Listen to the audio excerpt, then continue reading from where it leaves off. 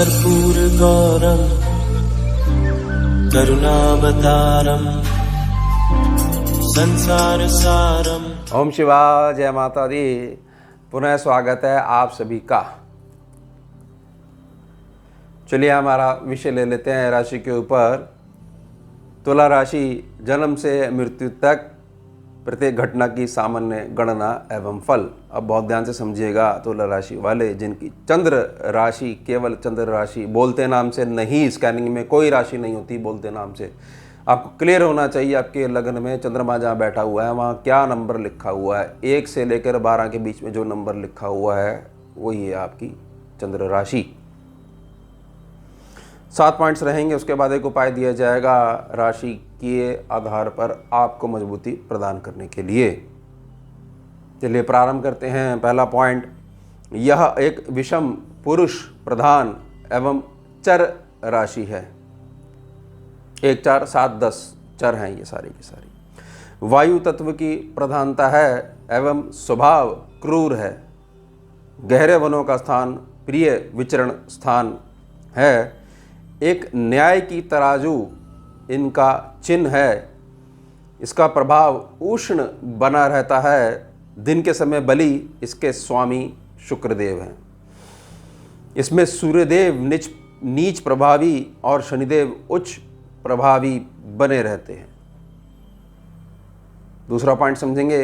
कद लंबा, देखने में आकर्षक, शरीर पतला, रंग साफ तथा रूपवान होते हैं।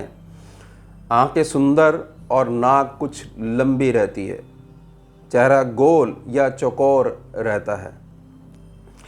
स्त्री जातक भी सुंदर और अच्छी लंबाई प्राप्त करती हैं। बातें या तो बहुत करते हैं या बिल्कुल शांत बने रहते हैं। तीसरा पॉइंट समझेंगे। समता स्नेहता का भाव बना रहता है, अच्छी बात है। दयालु प्रकृति के यह जातक शुद्ध विचारों को धारण करते हैं। न्यायप्रिय भावना के कारण यह सभी को अच्छे लगते हैं। बलिदान करने की भावना इनमें बनी रहती है। वैसे तो मन प्रसन्न बना रहता है, परंतु इन्हें ज़्यादा लोक दिखावा पसंद नहीं आता है। अनुचित दबाव डालकर इनसे कार्य नहीं लिया जा सकता है। इन्हें सामाजिक मेल जोल वाला जीवन प्रिय रहता है। चौथा पॉइंट समझेंगे। शुक्र के प्रभाव से यह हर प्रकार की भौतिकता के शौकीन बने रहते हैं। इनकी कल्पना शक्ति तो अच्छी होती है, परंतु शनिदेव की कृपा अभाव में यह अक्सर पीछे रह जाते हैं। इनकी कुंडली में चंद्रदेव जितने कमज़ोर होंगे उतना ही यह प्रभावित बने रहते हैं। स्त्री पुरुष आकर्षण इनकी जिंदगी का एक हिस्सा निगलकर इन्हें अंदर से तोड़ देता है। बस यही अवगुण इनका शत्रु है। स्त्री पुरुष जो आकर्षण है केवल तुला वालों को नहीं, जो भी इसमें अटका हुआ है, ये जो आकर्षण है आपकी ज़िंदगी का एक हिस्सा ख़त्म करने के बाद जब आपको छोड़ देगा तो कुछ नहीं बचेगा आपके पास। और ये मात्र आकर्षण है और ये अवगुणों में आता है। आपके अवगुण हैं ये यही बताता है कि जीवन में कोई लक्ष्य नहीं है, कोई पहचान नहीं है। मूलाधार में चेतना अटकी हुई है, पशु समान जीवन है, यही बताता है। ये जो गुण है स्त्री पुरुष आकर्षण,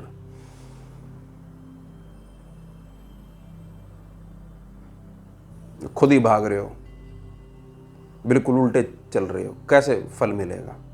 ध्यान दीजिएगा इन पॉइंट्स पे। पांचों पॉइंट समझेंगे। विद्या में अगर अटकाव नहीं लेकर आए तो उच्च विद्या प्राप्त करते हैं। अटकाव ये खुद ही लेकर आते हैं। इन्हें विद्या केवल मेहनत के दम पर ही प्राप्त होती है, जिसमें भाग्य साथ नहीं देता है। परिवार में भी सुख केवल बाहर ही रहता है, अंदर की बात किसी को नहीं बताते हैं। विवाह कम आयु में होना संभव रहता है। अगर ग्रह ठीक रहते हैं तो विवाह पश्चात केवल लाभ ही देखते हैं, और वो भी गुण आधार पर, तभी लाभ मिल पाएगा।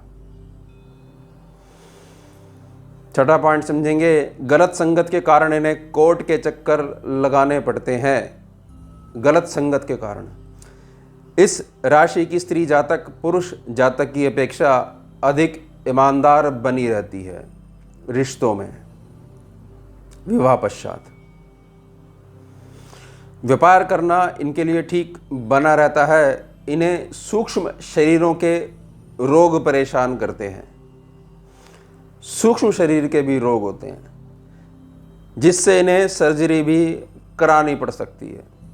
पुरुष स्त्री रोग भी इन्हें काफ़ी लंबे समय तक परेशान बनाए रखते हैं। इनकी गलत आदतों के कारण ये पुरुष के रोग, स्त्री वाले रोग इन्हें बहुत लंबे समय तक परेशान बनाए रखते हैं। गलत संगत के कारण जो सूक्ष्म शरीर जो होता है और सूक्ष्म जगत जो होता है, इससे जुड़ाव हो जाता है, और जो भी नेगेटिव एलिमेंट्स हैं वो सारे के सारे, किसी के भूत चिपक जाएगा, किसी के प्रेत चिपक जाएगा, किसी के पिशाच चिपक जाएगा, और किसी के ब्रह्म राक्षस चिपक जाएगा। ये हैं सूक्ष्म शरीरों के रोग। और जो चिपक जाएगा, रूल नंबर 2 ये कहता है एनर्जी का कि जो ज़्यादा बड़ा है उसका प्रभाव ज़्यादा होने लग जाएगा, फैलाव क्षेत्र बड़ा होने लग जाएगा। और अच्छे रहोगे, गुणी रहोगे, उत्तम ब्रह्मचर्य का पालन करोगे, चरित्र अच्छा रखोगे, धर्म के मार्ग पे चलोगे, क्षमता होगी, ये जो स्त्री और पुरुष आकर्षण है ये कुछ नहीं है, ये केवल जीवन बर्बाद करेगा, तो राजा बनोगे। आपकी छांव में आकर लोग सुखी होंगे और आप जीवन में कामयाब रहो, इसके लिए नित्य प्रार्थना करेंगे। चलिए 7वां पॉइंट समझते हैं। 6 की संख्या और शुक्रवार का दिन अच्छा रहता है। 3 और 9 की संख्या भी अच्छी रहती है। कुंडली अध्ययन पश्चात थोड़े समय के लिए चांदी की अंगूठी में हीरा दाएं हाथ की अनामिका उंगली में धारण करना उत्तम रहता है। सफ़ेद और आसमानी नीला रंग भी शुभता लाता है। पथरी के रोग परेशान कर सकते हैं, इसका ध्यान बनाए रखें। और नाभि सुखी मत रखा करो तुला वाले। रात्रि के समय कोई ना कोई औषधीय तेल जरूर डाला करो और सीधा सोया करो, जिससे कि जो तेल नाभि में लगाया है वो नाभि उसको सोख ले। बहुत सारी चीज़ों से बच जाओगे, जैसे पथरी के रोग। ये व्यर्थ की चीज़ें हैं जो आके लग जाती हैं आपको। चलिए उपाय समझेंगे। छोटा सा उपाय है, शनिदेव की पूजा करनी आरंभ कर दें और उनकी बताई गई बातों पर चलना आरंभ कर दें। पहले पॉइंट में था ना, शनिदेव उच्च प्रभावी बने रहते हैं, तो और भी अधिक उच्च कैसे होंगे।